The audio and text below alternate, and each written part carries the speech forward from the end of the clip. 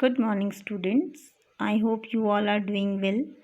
It's our third lecture from chapter Sexual Reproduction in Flowering Plant, means Angiosperming plant. In last lecture, we are discussed about megagametogenesis, the development of megagametogenesis. Today we discuss about pollination, but before to study pollination, we are described self-fertilization means inbreeding depression and outbreeding devices. Okay, and before outbreeding devices, we have to know about inbreeding depression. So, what is inbreeding depression?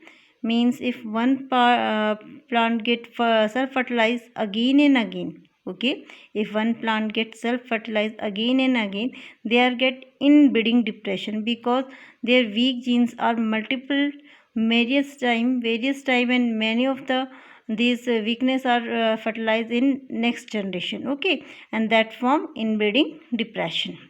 And before this and for this, nature has two ways to prevent this inbreeding depression. First, to prevent self pollination, and the second one to cause cross fertilization. Okay, so these are the method to prevent self pollination and cause cross fertilization, that the method are called outbreeding devices. Okay, so what are the method? These method are referred to as outbreeding devices.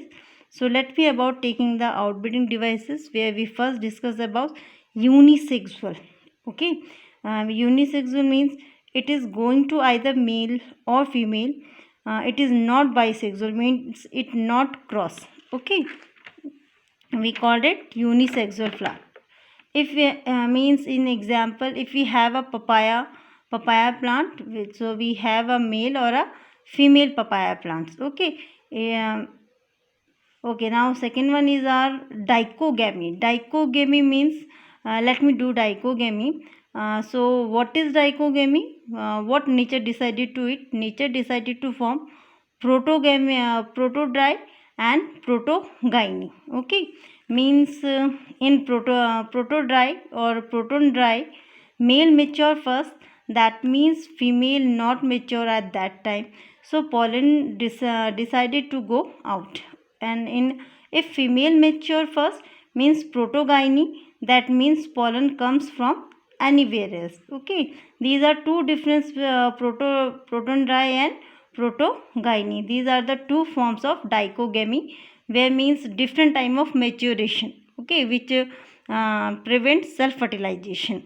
And the third one is self sterility. Self sterility means it is a genetic mechanism that prevents self pollination.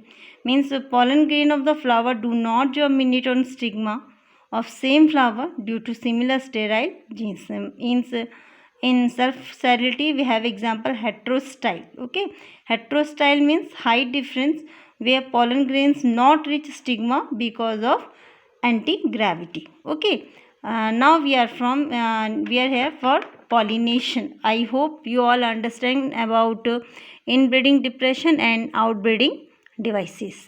Okay, children, now we are going with pollination. What is pollination?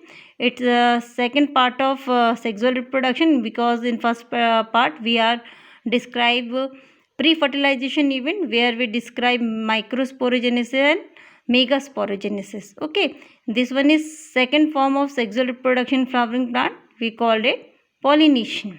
So pollination means the transfer of pollen grain from anther and their deposition over stigma of the pistil. Okay, is termed as pollination. Pollination are of three types. It's very important for board exam point of view. Okay, the types of pollination, in first we are study about autogamy. Okay, what is autogamy? The transfer of pollen grain is from, okay, means we study about the pollination now, means pollination, transfer of pollen grain from anther to stigma. And because of this term of pollination, we have three types of pollination. First is autogamy, second is geitonogamy, and third one is xenogamy, or also we call it allogamy. Okay, beta.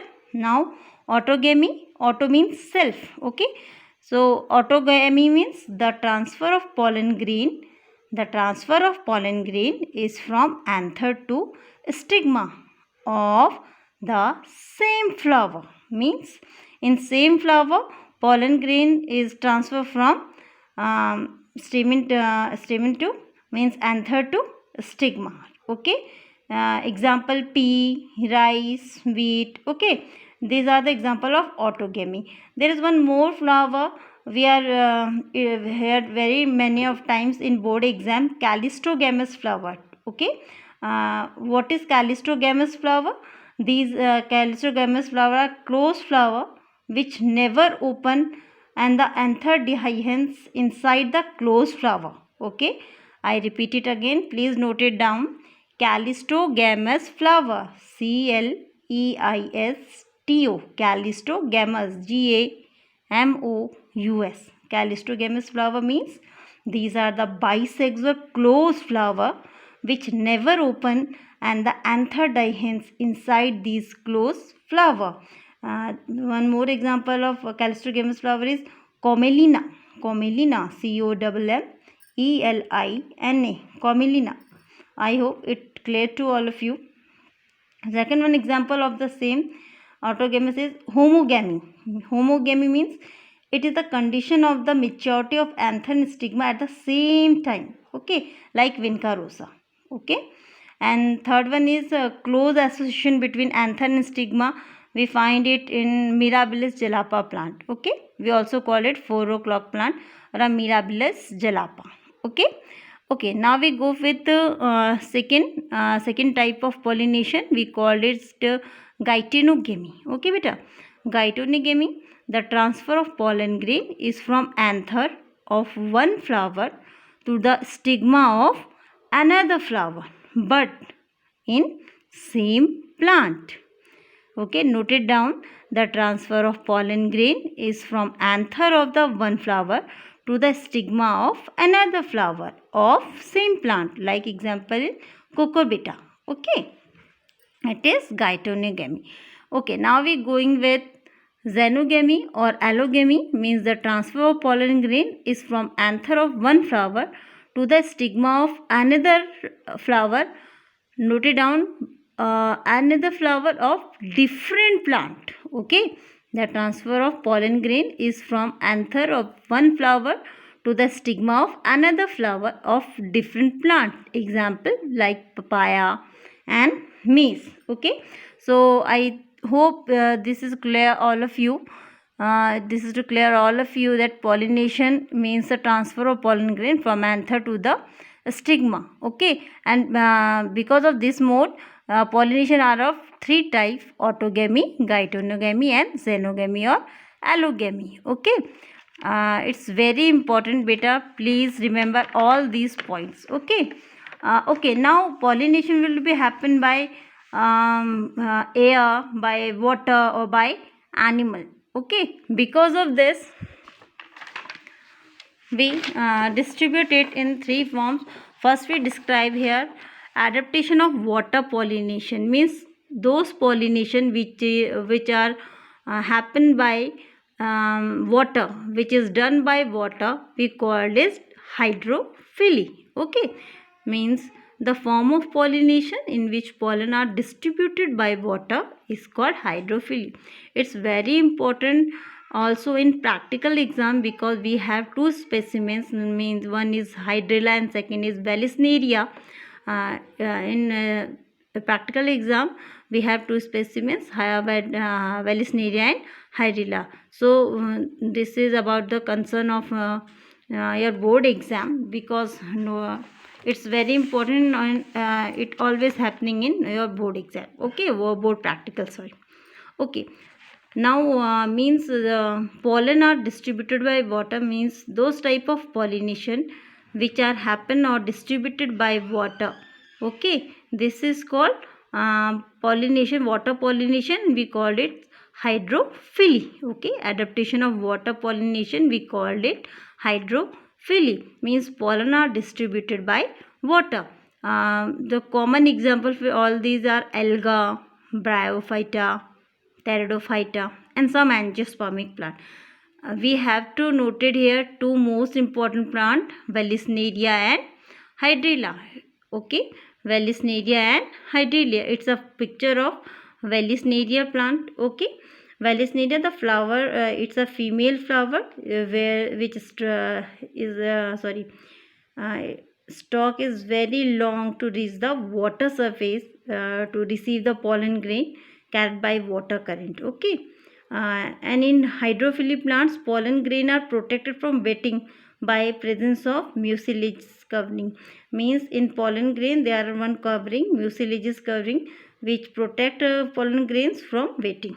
Okay, I think it's clear to all of you. And the other example, sea grasses, we call it Zostera. Okay, the other example of another example of hydrophily is Zostera. Zostera. Zostera is a sea grasses, means female flower are submerged in water to receive pollen grains. Okay, this is all about your adaptation for water pollination. We called it hydrophily. Okay, hydrophily means the adaptation for water pollination, means those type of pollination which were done by water, we call this water pollination, and second one name is hydrophily.